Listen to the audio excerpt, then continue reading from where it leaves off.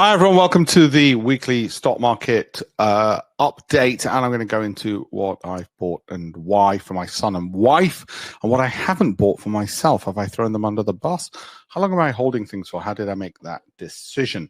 Welcome, one and all. Let me know you can see and hear me loud and clear. Let me know if it's your first time on here as well. And I'm going to get on with sharing the screen. Let me know if you're in Zurich tomorrow or the day after, because I am going to be there for one of our fund launches. So anyway, let's put a poll on the screen and see. I'm going to take you through quite a bit of information, so you might want to grab a phone to take some photos. For those who are on the Great Investments Program, don't worry, no trade secrets are going out. I know sometimes people get a bit scared and a bit possessive. Well, two of you do. Stock market performance in the first 100 days of presidency. I got bad news for Mr. Trump, I'm afraid. You're all the way down there. Not the greatest president ever yet. We shall see. Nobel Peace Prize? Not so sure either. By the way, I thought I'd show you this. Somebody sent me this. So interesting to look at. Now, of course, if you're using a SIP, ISA, or I've got people from Canada, America, and wherever else, your equivalent of self-invested personal pensions. One of the things that you will know is that if you're investing, then the FX conversion fee matters less because you're probably holding things for a prolonged period of time. You can all hear me. We've got a first time. Graham, welcome as well. Gummersel, I know it well. We've mentioned this before, haven't we? So welcome one and all. Good to see similar numbers to when I do this in the evening. So I hope the time change hasn't affected anyone. It's just that I've got an early morning flight tomorrow and I didn't want to do this too late. You might want to take a photo of this for later. End of year S&P 500 forecast. We'll come to the UK markets a bit later. Most recent in blue from all of these, mid-January, this is what they were. So they've all got a bit more pessimistic since then. However, they haven't revised upwards. Morgan Stanley were the only one who just kept still and just ignored everything. Well, so were Wells Fargo. They've been the most optimistic. Okay, JP Morgan have been the least. Look at that difference. Isn't that amazing? Given that they all went to the same universities, learned the same courses, same information. Okay. What does it tell us? Well, they're all pretty optimistic still. I'll see if I am in a moment. Now, I've drawn this before. Let me show you what we're trying to do when we're trying to double our money in a pension and look at the probabilities of doing so, because this is what this is about. A lot of you will be disappointed with how your pensions have been performing. So if you are in your 20s, 30s, 40s, 50s, 60s, you're probably on this webinar. And also in your 20s, you're worried about low growth. You want to have a good start. You might be a professional. You might be a business owner. Those are often the common types, or you're looking to retire and you're in your 40s and 50s and you want to catch up for missed years. Those are the most common reason people are on here. Let me give you in a summary what we're trying to achieve. Okay, if you think of this as return and you think of this as time, then obviously in an ideal world, you just want a straight line going diagonally upwards. Okay. The reality of most stocks is they go like this, as you will know. So imagine that's one stock. And what we're trying to do is find stocks which generally have a high probability of going up. That means out of 10,000 stocks that we look at, only 200 are worth our examining. That's not because only 200 can go up. It's just because we don't want to make any stupid mistakes and they've got to meet a really high bar, sort of a Warren Buffett type bar. We want to make sure they're undervalued, i.e. lots of profits per share. They're growing year-on-year revenues and profits. They're providing good income from dividends. They've got a good consistent track record of high returns and very little volatility. So let's say you have stock A, which goes like this. And if you've got stock B, which moves somewhat like this, then you would agree with me that they're both going up. Okay. And in an ideal world, you'd have two stocks, A and B, and your portfolio would be C. Your portfolio would just be a straight line upwards, diagonally. My point to you is this. If you take two volatile securities and mix them together, you can get a less volatile outcome. Two risky assets can make a less risky outcome. Now, some of you might jump in and say, that's diversification. It isn't actually. It's anti-correlation. the reason this is important is because Harry Markowitz got a Nobel Prize in economics for working that out. That's ideally what we're looking for. How do we go about doing it? Well, this is why we need 10,000 stocks. So we do all the hard work for you. I'm going through 10,000 stocks. And none of these, by the way, are suitable because none of them meet my value growth income.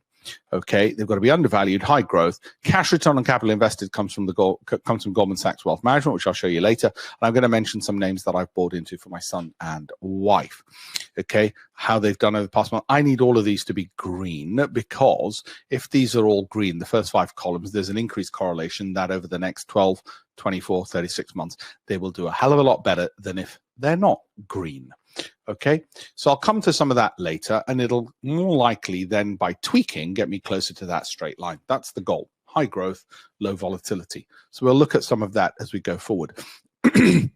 That requires a lot of work. You can't do that by just randomly going to an IFA or a wealth manager and saying to them, can you give me something which will do that? Because they'll give you a load of funds that they get paid high commissions from.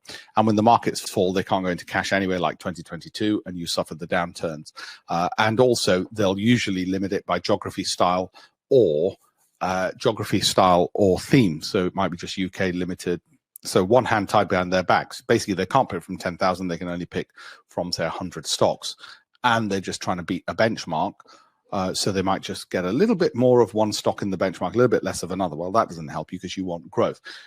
Workplace pensions, even worse. They'll just shove you into low risk default. What we're trying to do is trying to get closer to this. Okay, so if you have a whole bunch of stocks which historically have generated this kind of return, okay, and this is volatility. Volatility people find harder to understand than return. Average return, everyone can understand. Okay, average return, everyone understands. And average volatility, they don't understand. Average volatility is by how much do they miss the average return. Okay, if you remember your maths, it's your bell curve and it's your standard deviation away from the mean. Put another way, if you've got 2 cricketers and one of them gets 50 runs every single game, okay, you might go, that's amazing. If one of them, but if I told you one of them gets 50 every single game, that's low volatility.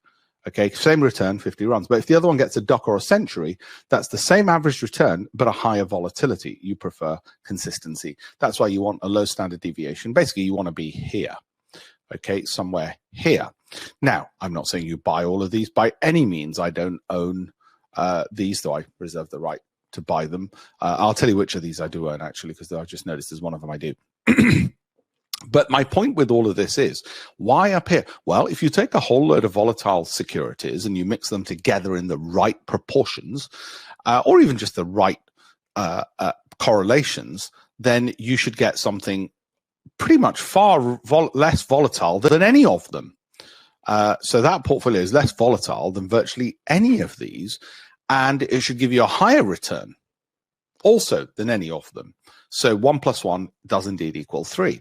Okay, this we've done with a more complicated model, and that's coming out at about 35% per annum return. Not guaranteed, and not every single year, because it could go plus or minus, most likely 20% from that. So plus or minus 7 might be 28, might be more, but more likely could even have years which are negative. So the average by which you miss it can be quite wide. So we'll go into a bit of that. Annualized rolling returns over every 3-year period. So in 2014, so 2011 to 2014, you were getting 28%. So as you roll forward, you were getting 35, you were getting 48. By the way, questions I'll answer at the end. Okay. 70% roll past 3 years per annum, annualized per annum. Okay. So that tells us it's consistently a pretty good portfolio, albeit you might only get 20% per annum of the preceding 3 years. So it's rolling 3 years. Okay. Now that's how you stress test a portfolio. This is what we do for clients. Want to stress test that. Drawdowns is, okay, am I going to get sleepless nights? Minus 17.5%, minus 17.5%. The reason you want to show that to people is because you don't want them to panic and kill the goose that lays the golden egg and say, oh, I'm getting out. I'm down 17.5%, only for you to miss out on making lots and lots of money. Okay. Hossam, the answer is yes. Keith from Coventry, hello. Everyone in South Africa, welcome in the room. James from Oxford, California, Wonderful. I absolutely love California. It is going to be my spiritual home, I am sure, when I retire there. Okay, I'm going to carry on with a bit more of this. By the way, it's talking about the free trade agreement. You might have seen a lot more on my YouTube channel. This still hasn't been finished by me, and the Financial Times are going to eventually one day publish it, I'm sure. They've not asked for their advance back. Well, not officially yet, so I do have to get on with that. So let me carry on with a few more of the things that I've discussed, and I am going to whiz through this, but don't worry. You will be able to watch the most important bits again.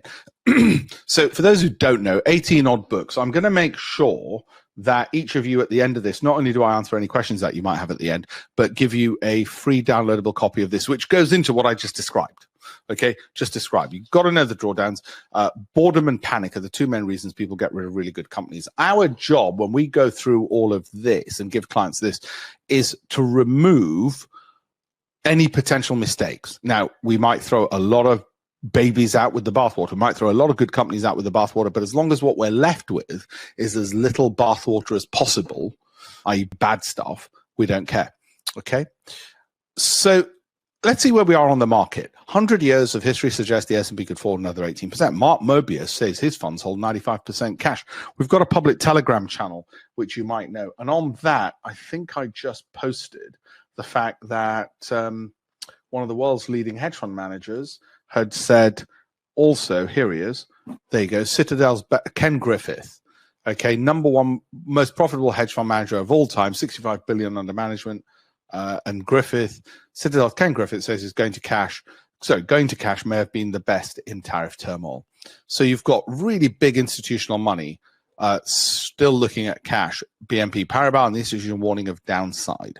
So who's pushing these markets higher? Well, retail clients. Does that mean it's a bad thing? No, I'll look at that in a second. Okay. Brian, everyone else, I will answer your questions by the end of this webinar, so no worry. Piet, I'll answer all the questions at the end, but during this, most probably. Third Britain say financial anxiety keeps them awake at night. The main key anxiety is I tend to have a whole load of people who are professionals, lawyers, accountants, dentists, cash rich, time poor.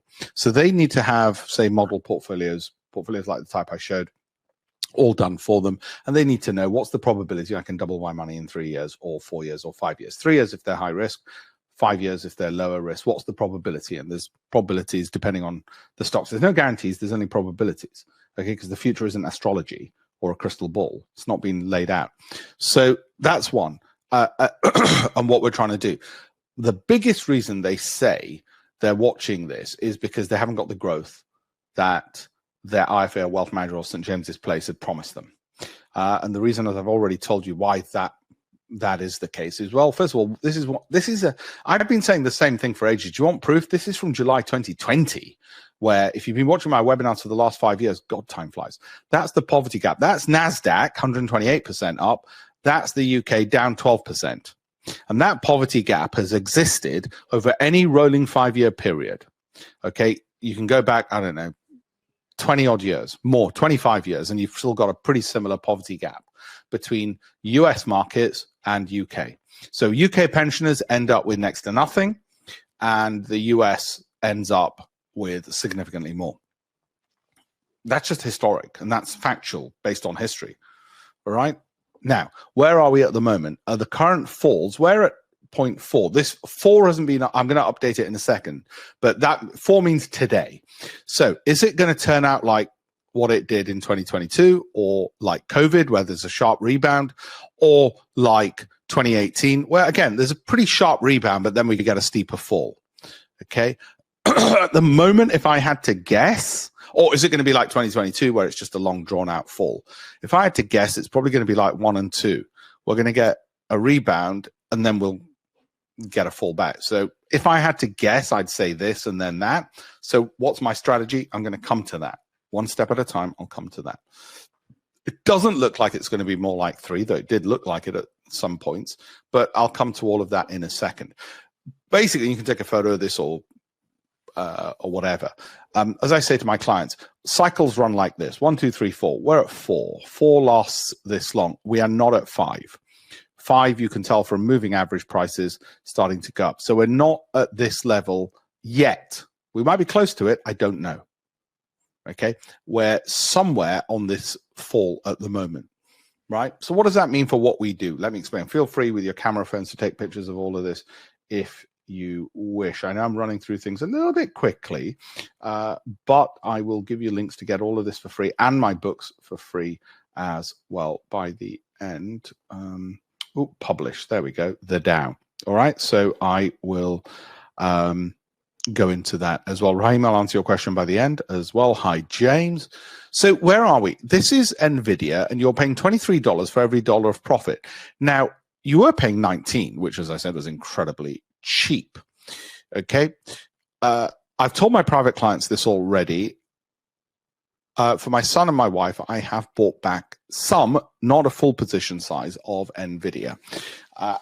And I'll tell you which other ones in a moment later as well.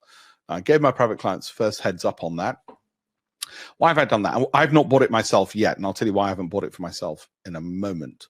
But I have for them. And I plan for them to hold it for 5 years at least. So I'm not buying it short term for them, okay, which is why I don't mind timing in now, even though I think short term it may continue. Well, might have bottomed, it might not. Let me put it this way, short term, because I don't actually care whether it moves up or down in the short term, but they're going to hold it 5 years. I'm not getting in yet because I might be able to get in a bit cheaper, and because I don't want to test the water with both feet, I'd rather put a little bit of money in, and I'm going to, again, show you why I'm still a bit concerned about the market. So for them, it'll be 5 years and so on. This monthly moving average prices, they're still falling, even though weekly they're rising. Okay, that's what that is. And when that sort of happens, it tends to worry me that it could still drop like this. So for me, I've left my powder dry. For my wife and son, I've thrown them under the bus a bit, but not given them a full allocation yet. And in any event, that's cheap. Microsoft, you're paying $29 for every future dollar of profit. Apple, you are paying $27. Okay, so you can see all the rest of these. Again, you can look at them in your own time, but valuation alone doesn't move stock prices. My wife and son, as you know, may already own JP Morgan and Goldman Sachs for the next 5 years. Why don't they own some of these other very cheap ones? They will perhaps in due course. This fell off a cliff. They may in due course. My job is to try and get to double their money in 3 to 5 years. 5 years if there's a bear market in the way, 3 years if there isn't. Like 2022 and 2023 were ridiculously good markets. I didn't know they were going to be so good. All I knew was to be in, and I had a tailwind, like a pilot flying from New York to London. I didn't know there was going to be a tailwind. There was, got there quicker. Sometimes there'll be a headwind, takes longer. Same plane, same pilot, same strategies, out of my hands. Okay, so that's my job for my family, is to try and do that by some of the things that you see on the screen. I'm not timing them. I'm not trying to get in that. Sometimes I try and take a bit of money off the table and try and buy things a bit cheaper, but they've still always got to be good quality companies which meet all of these criteria of being all green. Okay, so I'm going to come to that all green databases, and we have a lot of databases where we break things down by UK stocks, US stocks, and we've got people from around the world because they can buy US wherever they are in the world, and UK people want to buy UK or US anyway. But that is definitely cheap, and so wife and son have got it. I'm still trying to be a bit stingy and try and pick it up at a cheaper price. I'm the guy who haggles. You know, no, I'm not going to pay that for that shawl. I mean, I don't in real life haggle, but with the stock market, I haggle. Okay, earnings calendar. I'm going to come back to some of that. Nothing sort of earth-shattering. My friend Nikesh Arora is the CEO of Palo Alto Networks. They're often overlooked. I also have been guilty of that. And let me just tell you this. He was number 4 at Google. He was head of revenue and marketing. If anybody knows how to talk up a company, he would know how to talk up a company. All right. When it fell here, 34% in a month. Okay. It fell 34% in a month. Right. Guess what? He was out there talking to the analysts, making sure they got the returns. Now, would I buy it today? No, because I don't like buying things when this is looking a bit like it was here, because I might be able to buy it cheaper or save time and money. Okay. Either I'll save money by buying it cheaper, or I'll save time by buying it later. So not at the moment, but given Nikesh is one clever cookie, he's actually a billionaire and a CEO, which is unusual. Okay, so not yet for that one. So how is the S&P? We will look at UK as well. How is the S&P looking? Well, Nvidia and Apple is still underwater, so is Amazon. But Microsoft's above water. The S&P 500, which is 500 stocks, and people say, why do you look at US companies and not UK ones? Well, the UK has 100 companies in the FTSE 100. After that, it's pretty illiquid and extremely volatile, and they're not very good quality, by which I mean undervalued, high growth. Just 500 alone in the NASDAQ, let alone 2,000 on, sorry, in the S&P 500, let alone how many would be on NASDAQ. Now, I know NASDAQ's an exchange and S&P's an index, so there's an overlap. But what I'm saying is they've got thousands of companies. Having said that, we can look at UK rather, because, where is it? There you go. There'll be some LSE ones somewhere. At some point, there'll be some. LSE ones.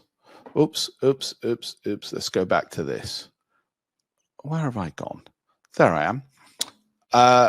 No, here I am. Okay, so how's things been over the past week? Well, how have they been over the past week? You have had, over the past week, that's what it's looked like. Now, I don't care about the past week because we're holding for at least 12 months. And if you're in one of the model portfolios, you're holding for at least 3 years. Okay. But yeah, it's interesting. A Tesla, I don't want because it's just too volatile. Now, I know it'll be up over 5 years. And if it's in one of our model portfolios, which it is, that's fine. But I certainly don't want it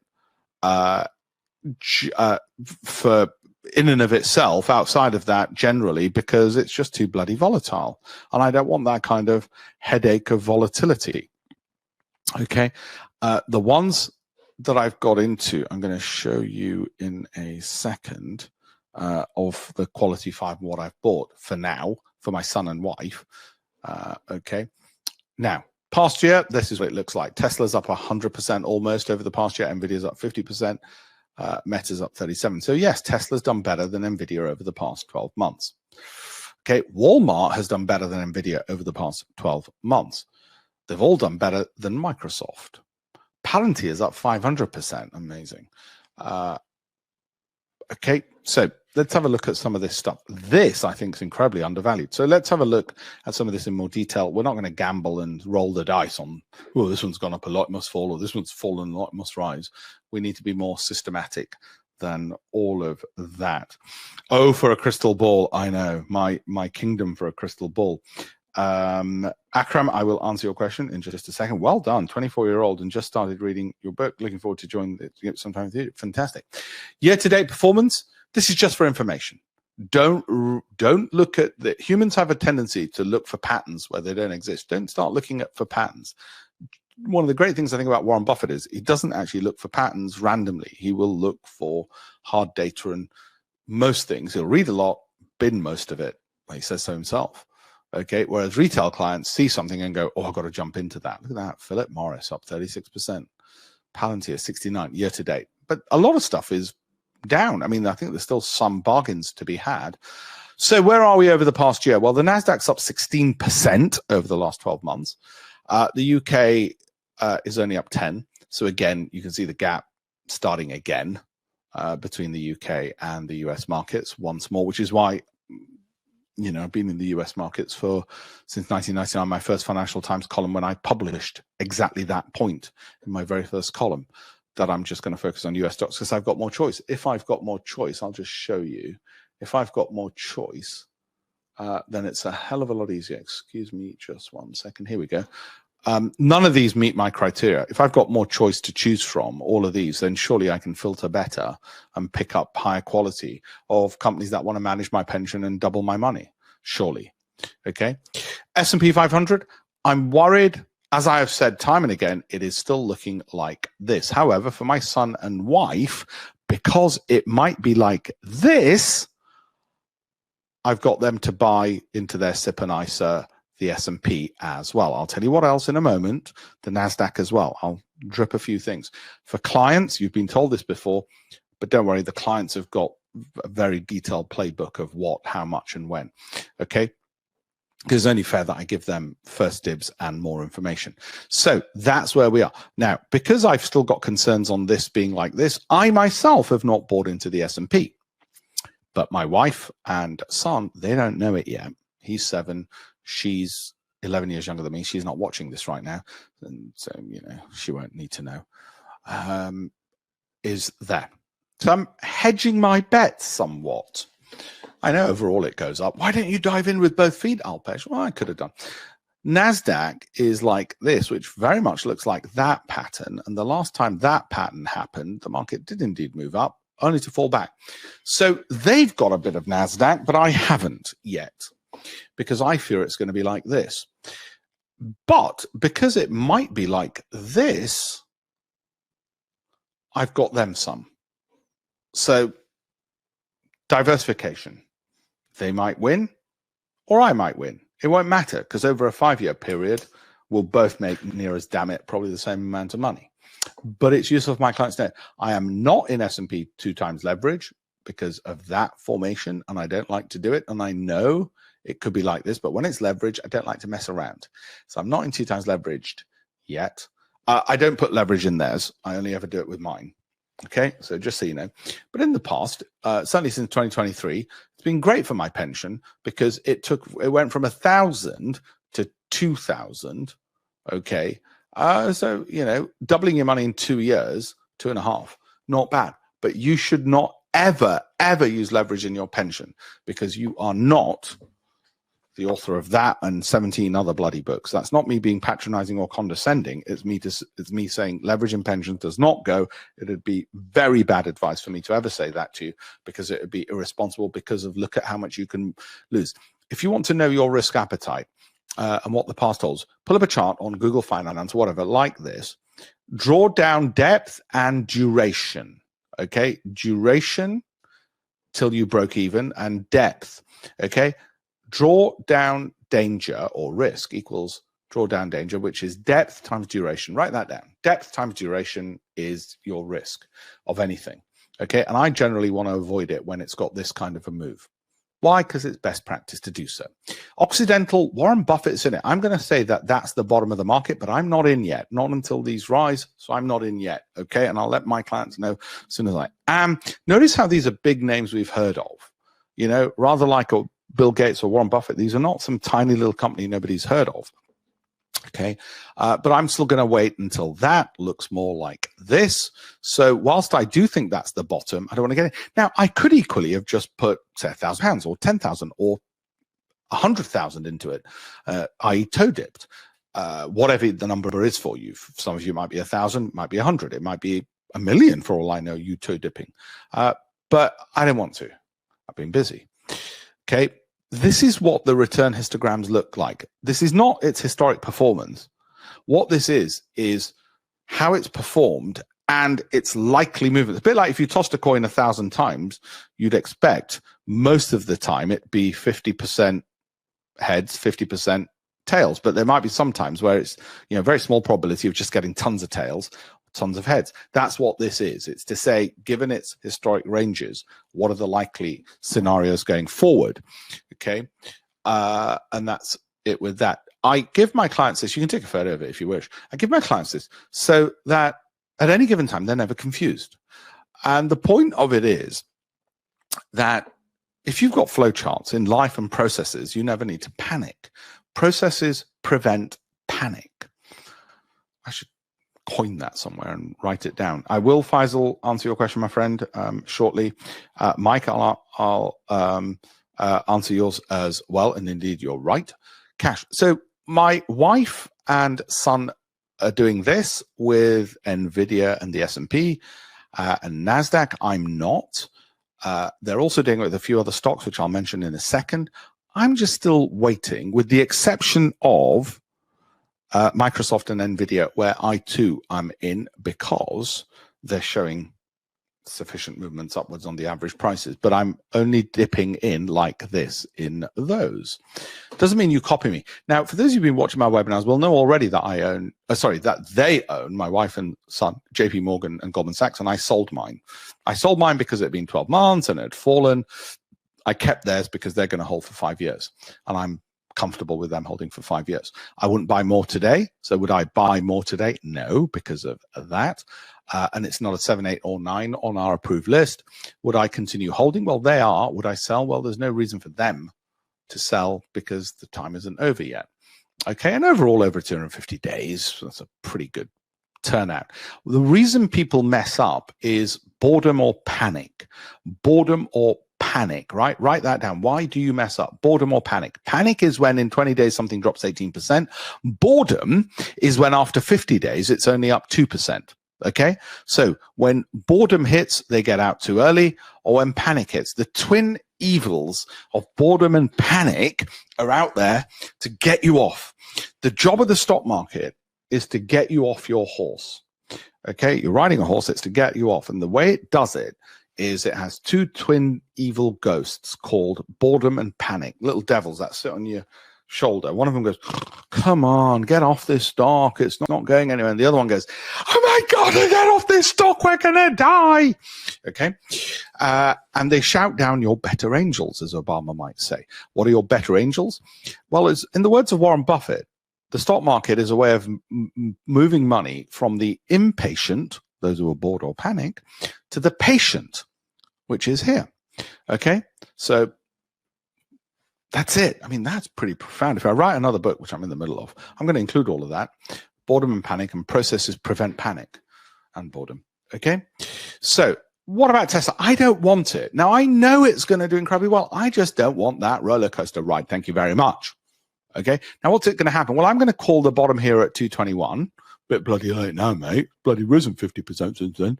Yeah, and I'm going to say it's going to do this, but I don't want it. So I'm not worried.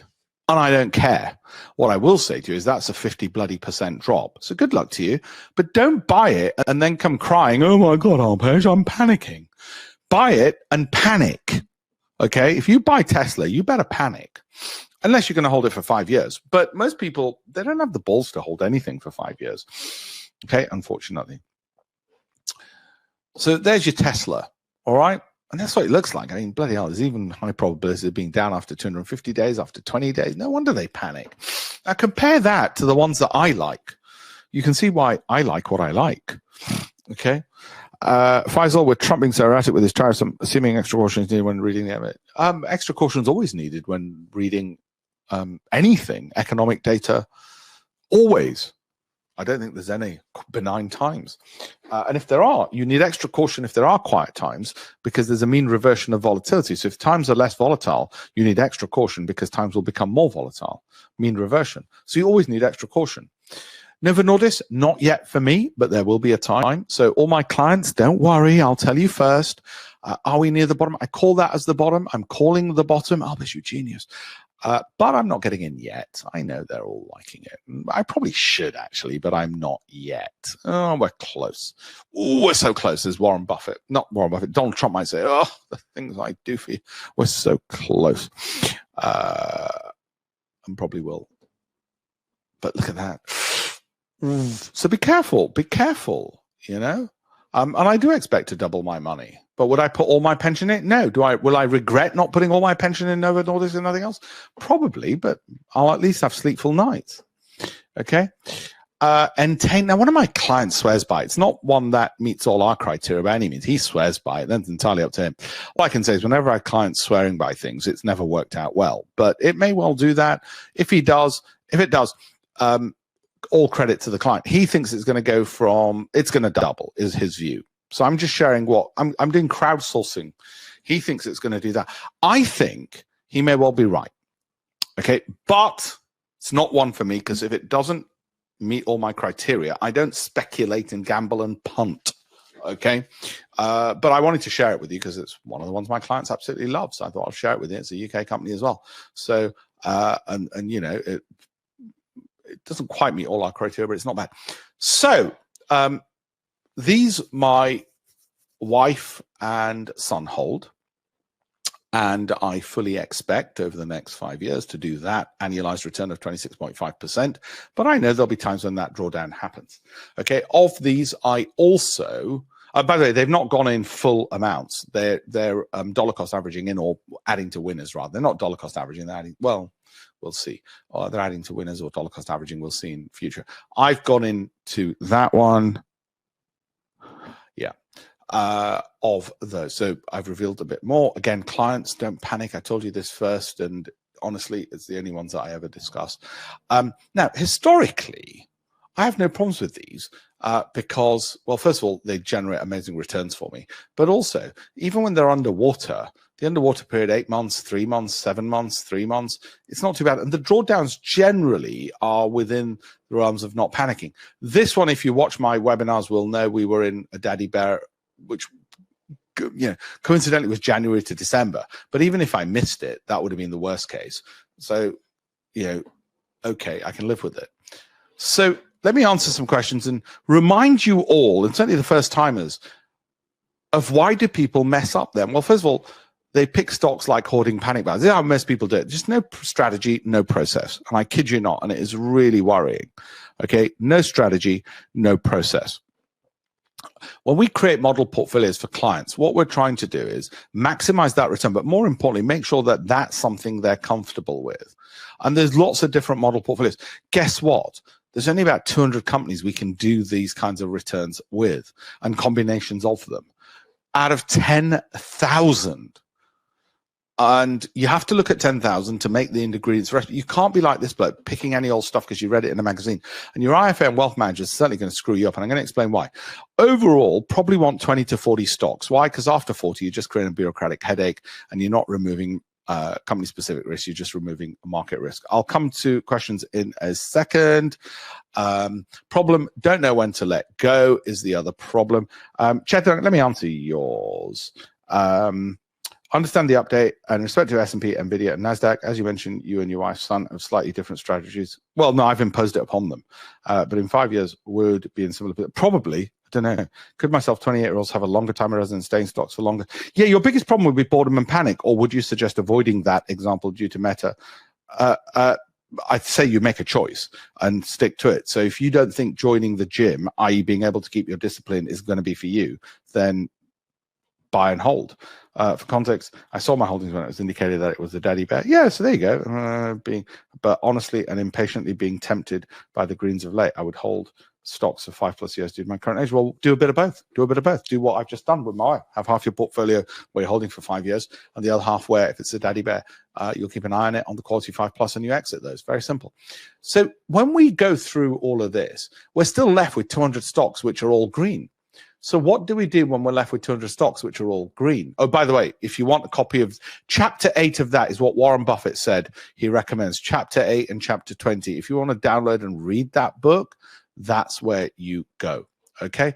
And this one, which is rather good, and that one, which is amazing, okay, as well. That's where you go, that website. So make sure you've recorded that. So when we're trying to then narrow it down, if we have any doubts, we have a rule. If in doubt, leave it out. We don't faff around with, I'm not sure. This is where I only read some more news. No, we don't waste time. I've got bloody roses to smell. If in doubt, leave it out. So we might look at what this is also, don't copy this, what, say, the billionaires like Ackman and Gates hold, which is also on our filtered list. If they've met our filters and they also own it, then we might make that stock an offer and buy into that stock. Similarly, we might look at, this is old, okay, so I'm just showing you, hedge fund ownership reports. And we'll see, well, is what ticks all our stuff also what they've got, okay? And if it is, then we might do it. Leverage, only I do. You should not do it in your pension ever. The great thing about leverage, you get big returns in within 12 months very quickly, okay? But you shouldn't be doing leverage, okay? We look at what banks are telling their richest clients. This is an old one, which works to show you examples, worked examples of it. Now, analysts tend to be over optimistic. We don't care what analysts say, but if it's on our filtered list and an analyst gives at least 100% or 50 to 100% upside, then we'll narrow it down and say, yeah, okay, let's go for it. Okay, like this back then. Right, then we'll do it. We're just trying to find new ways of filtering down from 20. Not because we think analysts are accurate, but because we needed some way. It's like you have two candidates, both same CVs. You go with the one with the nicer tie. Okay. So we look to see, do analysts have an upside target, or at least, well, okay, they're 44%. Yeah. 190%. Yeah. 55. But did they meet our criteria? did they meet our criteria? So I'm giving you some old examples from 2020 where I'm saying today, that's not now, 5 years later, we didn't only get that far. That was within 12 months, okay? Within 12 months, okay? United Health back then. And this is why with most stocks we'd get rid after 12 months, because look at United Health today, okay, drops back. So it's a bit like a fruit.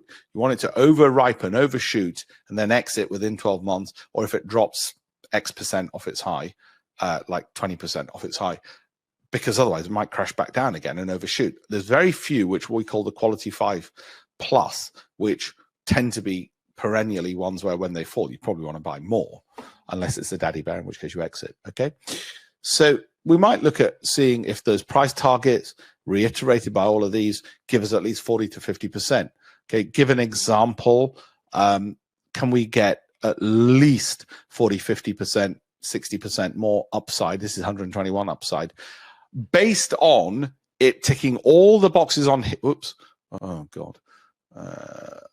ticking all the boxes on here, and from what the analysts say, will it hit it? And when we look back on it, it works. Okay, Visa I'm not in at the moment, but have been many, many, many times in and out, and it'll be one which we'll get in the future at some point. Or another tactic, we'll look to see, do the hedge funds own it, and is it on our filters? So we do all of that hard work because it's worth it, because we're talking about making money. Okay, then we just check it. Is it all on here?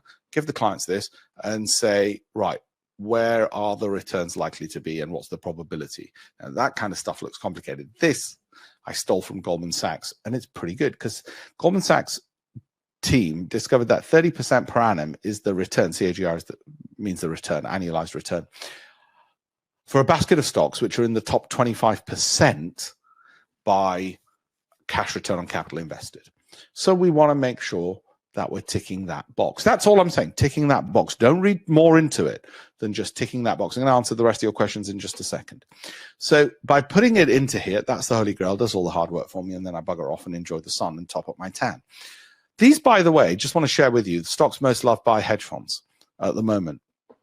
Now, as I've said to many of you, these will be the ones, I'll just circle, where I'll be getting in at some point, and some of them I've already discussed on this, have done right now, but at some point will be, okay. There's others. I could have done all of those, could have just bought those and left it for 5 years if I wanted. This is my concern with the market at the moment. This is from Goldman Sachs, typical bear market bounce. And my concern at the moment is that we're potentially here and we might still drop off. That's why I'm not in with both feet, because I'm not a gambler or a speculator. If I was, I'd be in with both feet. Okay. My job for my family is this. And we had a lovely, lovely little comment this week from somebody on my, are you all on my Telegram channel? You should all be on the public Telegram channel. Okay. If you're not, because you get all of this stuff on there straight away. By the way, on the public Telegram channel, I don't know if you can see that, I got that lovely little thing this week from Paul, Mr. James. Harpreet, present moving average on the S&P, is that public? Yeah, go to Google Finance, you can find it. Harpreet. Google Finance will show you that. It's the MACD, but it takes a bit of learning, so you might want the free resources that I have on my on alpeshpatel alpeshpatel.com/links. Okay, I got another poll to show you all. Okay, so that was lovely, and that's my job in a nutshell, and then give those little babies out to people. So Paul will be getting a couple of those coming up. Do follow me on LinkedIn. There's a bit more I still want to tell you. So because on LinkedIn you'll find more articles for free from me. Okay, so do that as well. You'll find it all on here. All the links, all the tools, all the downloads, the books, everything is alpeshpatel.com/links. Now, I want to go a bit into answering your questions and how hedge fund managers destroy your money, and then recap some of the things I've said in case people have missed it. The reason I look at value growth income is because Nobel Prize winning researchers Richard Thaler, Darren Kahneman, Eugene Fama, as well as Citibank, Goldman Sachs, their research shows it makes sense. Unfortunately, fund managers underperform the market because, as Eugene Fama showed, they're picking with one hand tied behind their back as Warren Buffett often says as well. So that's why they can't outperform the market. They're also usually tied to a geography or a style. Okay. And that's a clear problem. They spray and pray into 100 stocks and hope that they'll do well. Whereas what we're doing is, when spraying and praying, we're narrowing down from 10,000 right across the globe. UK companies, US companies, all global companies listed in the US markets, which can go to a SIP or ISA, and saying which ones meet our criteria. Why don't they do that? Well, because they've got billions and trillions to manage. So they say, right, you can manage the UK portfolio, you the US. We don't have that problem. We don't have billions to manage. So you and I can say, right, we'll have these 20 of the best of the best of the best companies. They can't do that because they'd end up buying those companies outright if they did it. Okay, that's why you get ones like 91. I'd stay clear of them. Absolutely. Over 3 years, minus 2%. This is a previous client who'd sent me this. This is back from 2020, and it still holds true today. Okay, they'll give you these stars and these 8s, and you think, oh, they must be really good. Don't fall for it. Instead, what we try and do, bespoke to each individual client, is say, right, let's work out what your risk appetite is, and then what's the most you could make with that appetite. Unfortunately for IFAs, they'll just shove you all into a default low risk fund and you'll end up with next to no growth.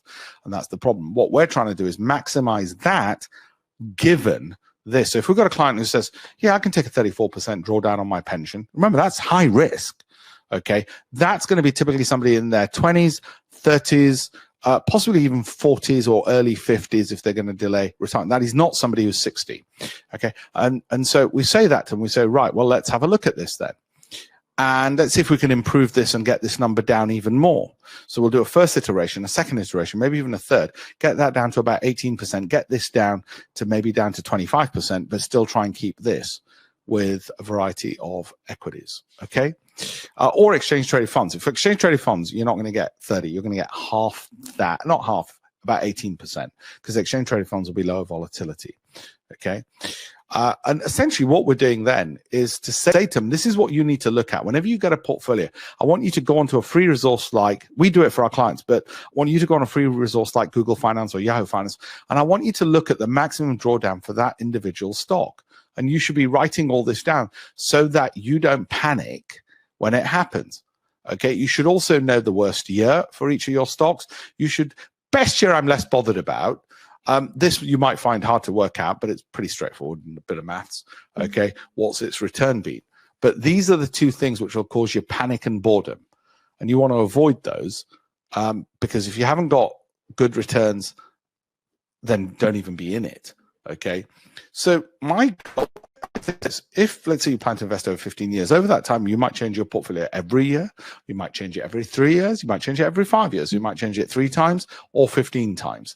In that, let's say you average out something like this because you aimed for that, you ended up with something like this. And let's say you got 10K in and you had 500, well, that becomes 600K. 10,000 becomes 600 over 15 years. Okay, 10,000. Some of it's contributions, but it accelerates. Why don't people do that then? And don't talk to me about compound interest. Yeah, I know what it is. It's not compounding. What this is, people don't do it. It's because it takes too bloody long. That's why they don't do it. Because look, for the first 7 years, you barely got more than your contributions. But by this time, which is when my son will be getting ready to go to university, he should be making about $150,000 a year from doing bloody bugger all, from having started on an ISA, max ISA allowance, max ISA allowance, max ISA allowance, max ISA. He's now what, 7? He's roughly about here. He's slightly above, but let's say he's just only there from his ISA allowances and performance, because the last 7 years have been pretty good. 2022, it was cash, got 0. Last couple of years have been good. This year's been flat, slightly negative. So he's roughly there. So is he on target? Yeah. But it looks pretty dull. Luckily, he's 7. He hasn't got a bloody clue. Okay, we do some YouTube videos together. But that's what we're trying to get to. It's as simple as that. What we're trying to do is create this number of different portfolios for different kinds of people. That's annualized return, that's risk and volatility. What I want to know is how long will it take to double, and what's the probability of being down after 1 year, what's the probability of being down after 2 years. Now, this portfolio, where's number 21? Myself and Elon Musk and Albert Einstein's ghost are trying to work on this. We haven't created it yet. I don't think we'll ever create it, just so you know. If we do, I will win the Nobel Prize in economics. It's not going to happen. Okay. What's more likely? Well, if you are, now this is where it gets interesting. If you are in your 20s, you will want this one. Okay. You'll be happy with that one. If you are in your 60s, you will want and be happy with this one. Okay. If you are in your 40s or 50s, you will want maybe something like that. Okay. And it's all to do with the volatility first and foremost. You're able to take more volatility in your 20s, and therefore you will do that because you don't need your money next year. But in your 60s, you don't want much more volatility because next year you might be retiring. So you'll want low volatility and you'll want that. Now you might say, well, why can't I have portfolio 11? We've managed to do 18% with 10% volatility. We haven't managed to crack 20. So these are all the theoretical ones that we're trying to get the stocks into. Now, we can't guarantee the future, but we can certainly look, and this is where I'm really proud of myself. I've written about this in the books anyway. So it's not as if it's something crazy. Crazy. Come on. I want to show you the thing. Where's the client model? It's so good. Where the bloody hell's it gone? Oh, here it is. Okay. This, if you look at this, these are the probabilities. That's what we show. So after year 3, what's the probability of doubling? And we look at the percentiles. We can't guarantee it, but at least we can give some expectations that there's a 50% chance you more than double your money, and there's a 50% chance you less than double it, or a 75% chance you more than double it after 3 years, for instance, or 5 years. But there's no guarantee because the markets don't move like that. I mean, tomorrow we could all be dead. The two biggest mistakes, panic and boredom. All right. No, we don't need to look at that. Don't need to look at that. Shown you that already. Don't need to look at that. Just beware of these people. They F up. And that's why there's £1 billion sitting in, their accounts. Let me answer some questions. I go through this. What I will say to you is this.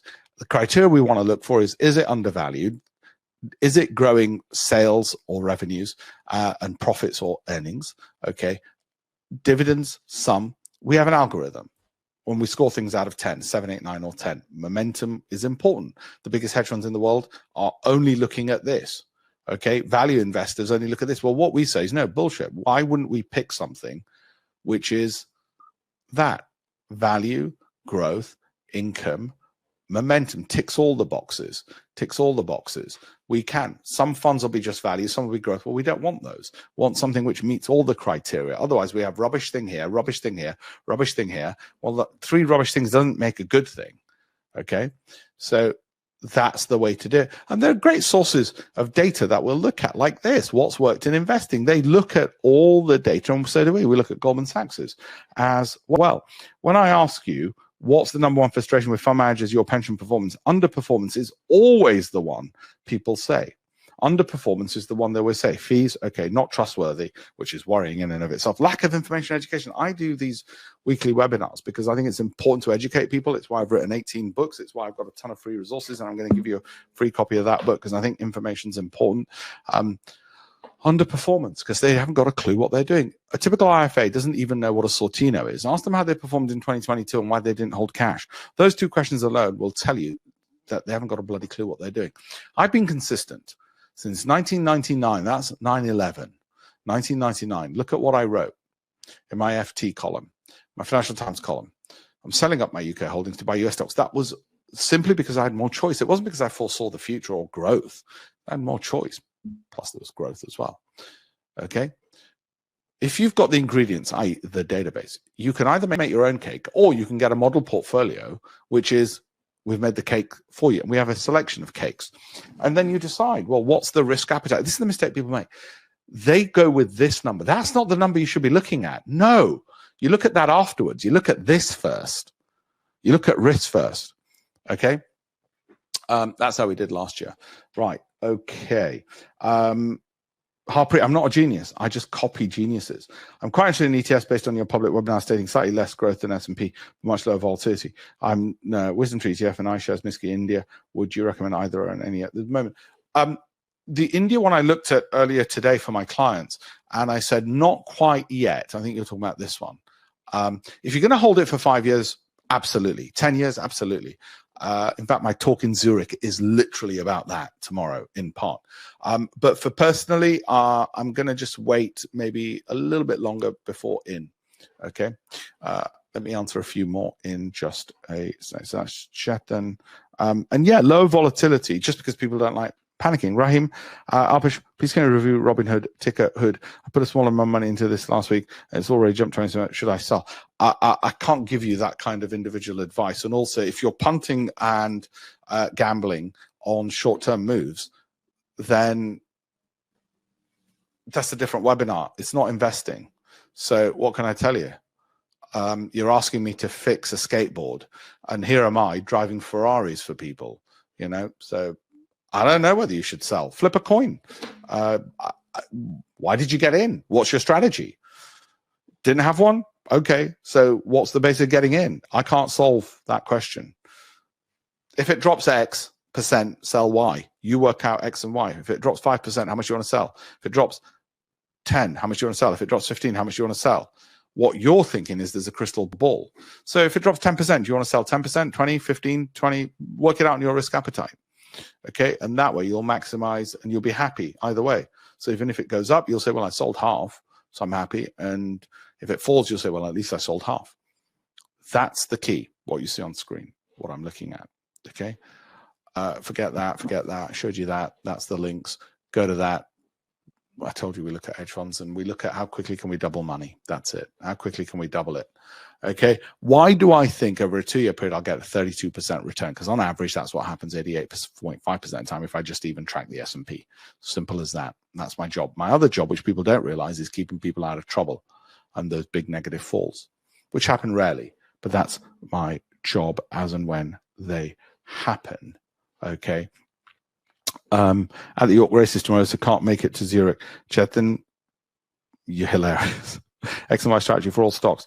No, Martin, not for all, just ones where you've made loads of capital and you're worried about wanting to sell. Like I said, otherwise, for my wife and son, they're holding for 5 years. There is no X and Y rule for them. They're just going to hold for 3 to 5 years. We'll keep an eye on it for them. The X and Y rule is there for if you make a windfall, like Nvidia goes up 1,000% and you think, shit, I don't want to wait. I really need to make a decision. Have a look at that. It's very easy to open up. You don't have to be Barclays. It's very easy to open up your own. So be careful of people like Scottish Mortgage Investment Trust, 50% down in 2022. This is what your IFA and wealth managers end up doing. Okay, snakes and ladders.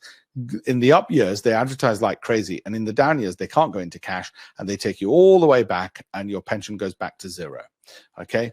And that's what happens time and time again. So guess what? Markets rise most years, but when you can't go into cash, they might take you to multi-year lows. Snakes and ladders, and that's what IFAs do. They lock you in and you're screwed.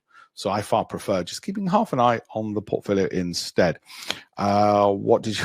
Staz, watch the replay, mate. I'll go through it again in a second. How many plays... Now, if you want to join the Great Investments Program, I want to float this company. One of the reasons I'm in Zurich tomorrow to see about that. I want to float this company because I think we can remove people like St. James's Place who take IFA wealth money instead of people managing it themselves with the education, the data. But I want to turn the wealth management industry on its head. What I want to do is not charge people a subscription, not charge them fees. Let them manage their own money with their own brokers, but never charge them a daily, weekly, monthly, or annual fee. And then when we've got, I don't know, 400, 500 people on the program, we've got about 350 at the moment. Then I want to get some venture capital money in and go even more global. We've got people from Australia, New Zealand, obviously UK, Canada, America. And we want to give them the data for life, one-off fee for life, because we don't want to do it anything like you've seen before. It is like nothing you've seen before. And give the first 500 access to me. It used to be 350, but I think we're going to increase it to 500 to me. Given the market performance now and the NASDAQ and the S&P has gone up over zero, we're going to increase prices again. We tend to increase prices based on an index of how the markets are performing. And obviously the last few years, it's gone from 1,000 to a lot more. You can see in a second where. Okay, but we only do it one off. You can go there. It's going to be first come, first serve. There's a backup site that gets clogged. Okay, and then once they're gone, they're gone. I'm going to answer some questions now. Staz, the answer was my wife and son have bought the quality 5, but not fully. They've edged in, which is the terms in the 3 A's, Meta, Microsoft, Apple, Amazon, Alphabet, and I've gone into Microsoft and Nvidia, but not fully, and not the others. So they're in, I'm not, and they're edging in, not me. Okay, currently 28, 60K in stocks and shares. I said 25K in personal. What do you reckon I should have by 50? I think I've done that. You should be having enough growth from some of the stocks that I've seen that you double it on a worst case every 5 years.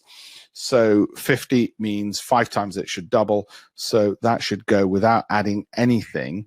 What are you on? 85, call it 100. So it should be about 500,000. No, sorry, 100, 200, 400, 800, should be about 1.6 million. Okay. But you'll ease off on some of that as it gets later and later. That's what I want you to do. Now I am going to continue answering more questions because I promised you I would, but we're running out of time. Devang, Donald Trump recently said you better go out and buy stock now. Is this just more narrative or is somehow artificially bumping up the market? Devang, there's a lot of noise out there. I don't know whether on what. It looks like he is, doesn't it? Currently, would you consider investing in China ETF? No, I haven't looked at one recently I haven't looked at any that have caught my eye, or the AI ones. The AI ones haven't come up, I don't think, on our filtered list. Let me just check on our ETF filters if the AI ones have come up. We have a whole filter so we can look at it really quickly. Our clients can. Search artificial. Okay. Find artificial. No, it's not coming up on all our filters at the moment, surprisingly. So probably better time later for us. How do I sign up for the public Telegram? alpeshpatel.com/links. 330 pot, need a boost in the next 5 years. Understood. That graph where you present the moving averages, Google Finance. Understand the update in respect of S&P and Nvidia. As you mentioned, your wife and son, but in 5 years. Oh, I think I answered that. If there's any that I haven't answered, please put it in. Am I in Palantir? I'm not, sadly. Because there was just not enough data. It was a near IPO. I tend, like Warren Buffett, not to get into near-term IPOs, but it's done incredibly well, hasn't it? It has further to go down. Review again in August. You're probably right. My wife and son are going to hold for 5 years, so they don't care what happens by August. Pav Gill, I'm new to investing. I auto-invest at the beginning of each month, but if I was to add a new stock mid-month to my portfolio, would I need to wait till the following month for the new stock? I have to start investing or trading. I don't know. You'd have to ask who you're auto-investing with, what they and how they do it. Okay. Have I answered everything now? Brian from Bristol here. When considering Sortino ratio, is it on the basis of the latest filings or current year to date? Past 12 months in the formula. Hossam is yeah. Okay, I think I've answered all the questions. When considering Sortino is not based on the latest figures, 12 months, my friend. Yep. Okay, I think that's it. Would you invest in gold ETFs? They're overbought. My wife, as you will know, bought some gold coins in December, as I've said several times before, but we don't keep them at home. She bought a bunch of gold coins. I wish she bought more now. I wish she actually bought everything we owned and put it in gold at that time, and we would have sold it all today. Isn't it CGT free, some of it? Is the webinar special? Yes, with the discount. 40% discounts on the webinar. What you would do, just to clarify, is you would go to this. We've got a whole bunch of people, and thank you for everyone who's joined up. If you need me to hold a place, I will hold. I'll hold two. Oh, what does it say? The media playback was about to corrupt and problem because the media used features and rather did not spot. I don't know what that means. Can you all see the screen? Let me know if the screen's gone bad for any reason, and you can see the screen or not. Let me know. Okay, thank you, Alpesh. Great webinar. Thank you all. Recording, timing webinar. Thank you again, always. Thank you. When you keep your lips tight, we'll join one day. No worries, Chetan. All clear. All screen still visit. Good. Yeah, there was some error that came up, which is a bit weird. Yeah, so you'll see this, and in here, you'd put in the code OX6 for the 40% webinar discount. Yes, because the markets are up again over the past year to date, and over the year, we will, I'm afraid, be rising this again, I'm afraid. Okay, hope you don't mind. Edmund de Rothschilds were the bankers to my fund. Merrill Lynch HSBC used my research, used me to speak to their clients. I used to do a article for them each week to discuss it. There used to be a alliance between Merrill Lynch, HSBC, then HSBC bought it all out. Whoops, a bit weird. Okay, so that's it. If you're outside the UK, there is no VAT to pay. We only put tariffs on people in the UK of 20% VAT. My pleasure. Thank you. We'll make a replay available some point later. Thank you. You can also, if you want some free articles, go here as well. You may well like this. Brian, also, would you specialists reckon be the only scenarios in which you would consider systematic and unsystematic risk in addition to value growth income? Oh, Lord, Brian, I'm not even sure I know what you mean. Best email me. Thanks as always for the knowledge. So all good. Okay. Okay, good. I think I've answered everything. There is a bunch of questions on alpeshpatel.com/shares. You can see some good articles here as well that you might like. Okay, thank you all. Onwards and upwards indeed. Thanks everyone. I will speak to you all very soon. I hope that was helpful. Oh, I'm going to give you the book. I said I'll give you the book to download, so that should come up as a file or a link somewhere.